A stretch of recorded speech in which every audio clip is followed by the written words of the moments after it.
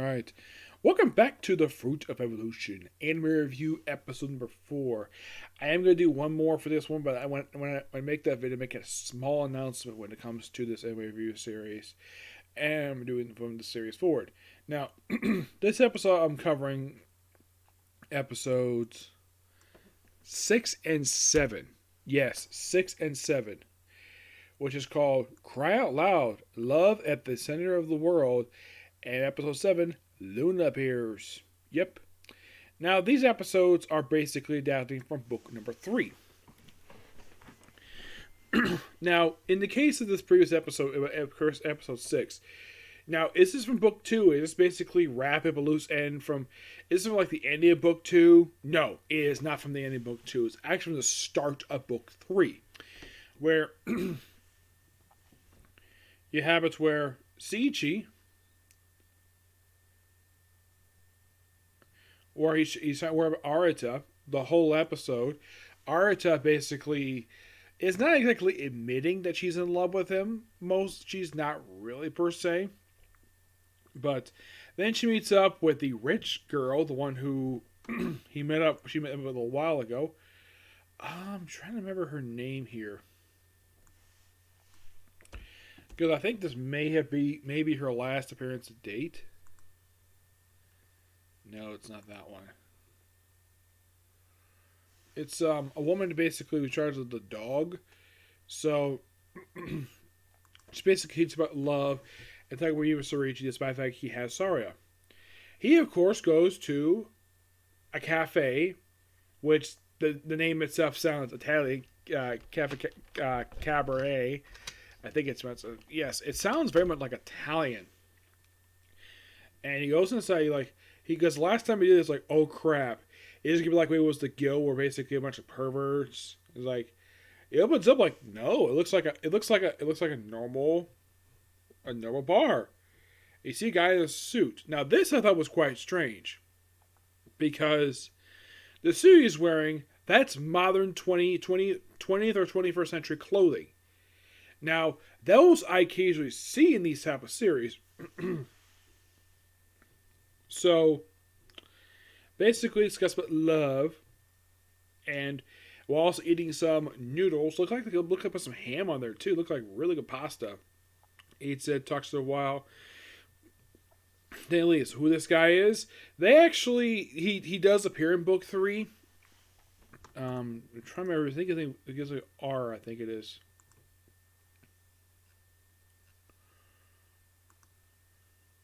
No, it's not that one. Yeah, because he actually does play a small role in these books. Because I know it's a guy. Mm-hmm.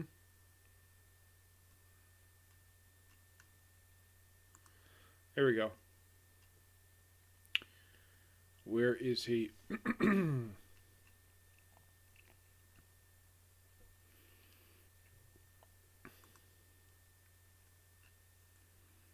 Nope. Mm.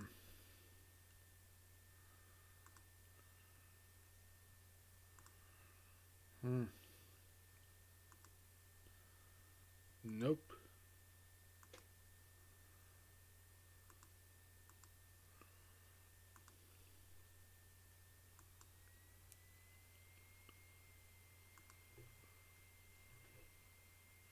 Well, this guy does appear in episode 7. So, why Kaiser? Yeah, he does briefly appear in one of the episodes. Mm-hmm. Actually, I can't find the guy's name. I know he does appear in book 3.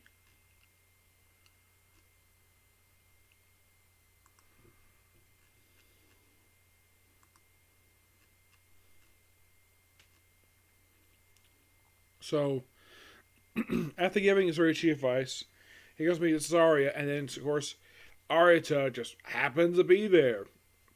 Then, of course, they chat. And then, of course, before he says anything, she just walks up to him and plants a kiss on his lips. I'm like, damn. Second woman he's kissed. And here's the thing.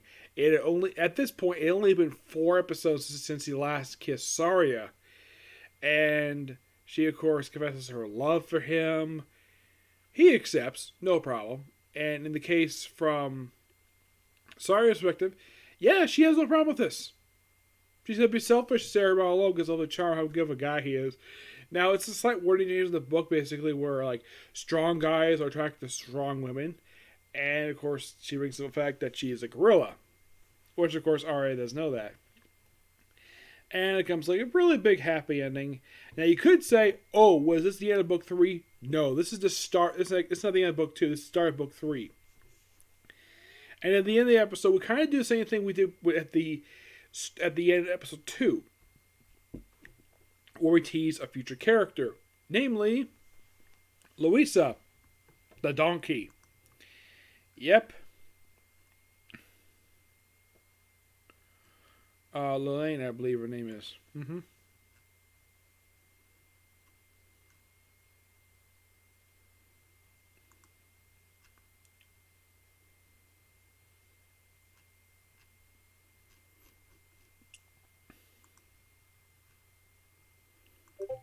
Laloon, yes, Laloon. Where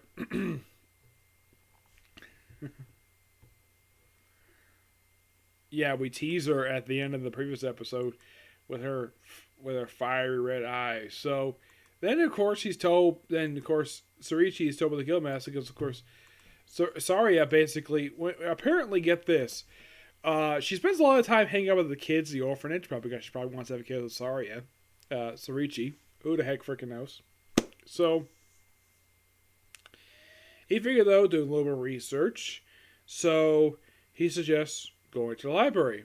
And also, I did ask the Guildmaster, did you ever think about any high schoolers pop up out of nowhere? And he says, "Oh yeah, I did hear about that. That happened in our country." Okay, a little bit of start for him, and of course he does a little bit of research, and then something really weird happens. He opens a magical book, and all of a sudden he knows fire magic, lightning magic, earth magic. He knows all the freaking magic, all the creation stuff. Like, wow. And all he did was open a book. Ali's card dropped on his freaking head. At one point, he basically just sped through a book, and somehow he knew about 50 spells. Yeah, it was kind of weird. And then right afterwards, he got himself something to eat. Then, of course, also, and then later on, then right afterwards, he goes back to the guild. Of course, he's suggested by the guildmaster, "Hey, you want to get a horse?" Because every adventurer needs basically a horse. Also, for two straight things he does, he pulls piece of paper out of his Speedo. Yes, and he's like, "Why the heck keep it there?" And he's like, "You ever thought of investing in some pants? How about a freaking shirt?" So he basically just happens to find the stable, no problem, a stable, no problem. And he's like, "Hey, I'd like to buy a horse." He's like, "Oh, you're here to drive a race." So we have these dragon horses. Yes, dragon horses. They look like lizard horses. And then we have deer horses. Yes, a deer horse. These things are, despite being very fast, these things are so frail. If you pet them, they will fall over and die. He's like, "Oh no, not again." I'm like, "Oh, what about that one? You got anything tough?" "Got a donkey." Yes, a donkey right next door. So, to me, where, and then of course apparently he just happens to know how to speak her language. So she of course kicks the owner. Then he catches her. Of course he dodges one hoof, and he catches both by her hind legs. And yes, this did happen in the book. Grabbed her by the hind legs. And then he proceeds to pick her up over his head. And she's like, "Yeah, I'll accept you, my master." Of course, he has her name, Louisa, and buys her on the spot. Yep. And then, of course, by the way, they also bring up, basically, I believe it was in the previous episode, they kind of bring out a character named May. She's an artist. Where Sorichi buys one of her paintings. Of course, she doesn't know, like, oh, she's very pretty. Doesn't know about her dog ears. Well, she's a demi-human mostly. And she probably has no problem with the fact that, here's the thing. The way it's stereotypically written in some of these particular isekai type series is that demi-humans are frowned upon. Where elves are no problem. Elves, dwarves, trolls, no problem. But demi-humans, no. These people are frowned upon, and usually they're just there just to be captured or sold into slavery. And in the case of May, no. Yeah, and the thing is, people who are isekai have no prejudice against demi-humans. No, they don't. People who regularly live there have problem with demi-humans, but people who are isekai generally don't. They have no problem with demi-humans at all. That's generally how all of them are written, and because they probably have heard about racism in the regular world due to skin color, but just because they're a different type of species they are than just that's regular elves, trolls, whatever, and buys a painting for her, and then goes back to her next day. He's a friend of his, apparently like a friend of hers, like who's also a fellow artist as well. Sees his artwork, and it's literally 3 squares and a triangle. Yeah, I agree with him. It's pretty lame painting, while her paintings are beautiful. So he just voluntarily enters this royal race, and she wants to get a fish. Of course, Louisa wants to get a fish. He apparently went, and of course, then, like, apparently the grand prize is raised to spend a day with Valkyries.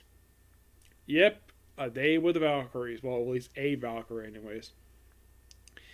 Oh, by the way, the prizes for that one, just before that was the grand prize, just below that one is pictures of the beautiful captain. Yes, seriously. So apparently Louisa, and of course we have these 3 knights who ride these deer horses, and they'll die. And, well, whoever bet on basically lost all their money because they bet on people ride deer horses. So everyone else basically has to drag a horse, regular horse, no problem. And then, of course, one of the riders, a sexy female warrior, summons a bunch of wolves. Grand wolves. And these are B-level monsters, they describe them. And then all of a sudden we have a K Grand Wolf, an A-level monster. And of course, Luisa's basically is moving, but she's like very hungry. So Suriji's like, what is it? Oh, wait, how about this? He breaks out one of the fruit of evolution, gives it to her, and then she runs like crazy. And she's able to beat up all the grand wolves, no problem. And then she jumps over the big one, stomps his nose, apparently killing it, and apparently all the races drop out. Yeah, because they can't stand a chance against her. So they win the grand prize.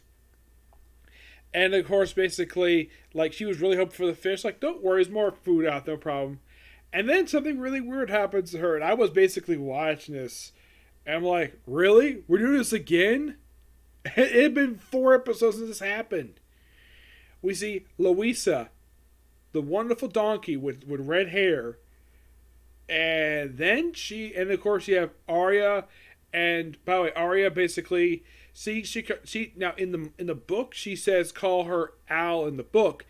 In the anime, this of course is English dub, call her R. Okay. Then she and Saria come in, and they see a flash of light near Surichi. And the donkey he had just purchased that very episode turns into a beautiful woman. I'm sure from Saria's like, oh no, this has happened again.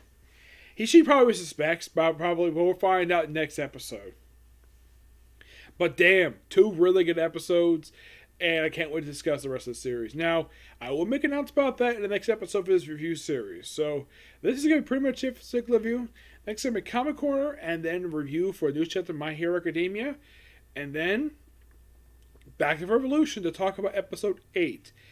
And I will make a small announcement related to that one when I discuss it. But yeah, I am enjoying this series. I officially have now read the first 3 out of 14 books released this series. And I can't wait to read more of the book series, especially since, well, it gets some really interesting stuff happening. Yep, next video. Bye.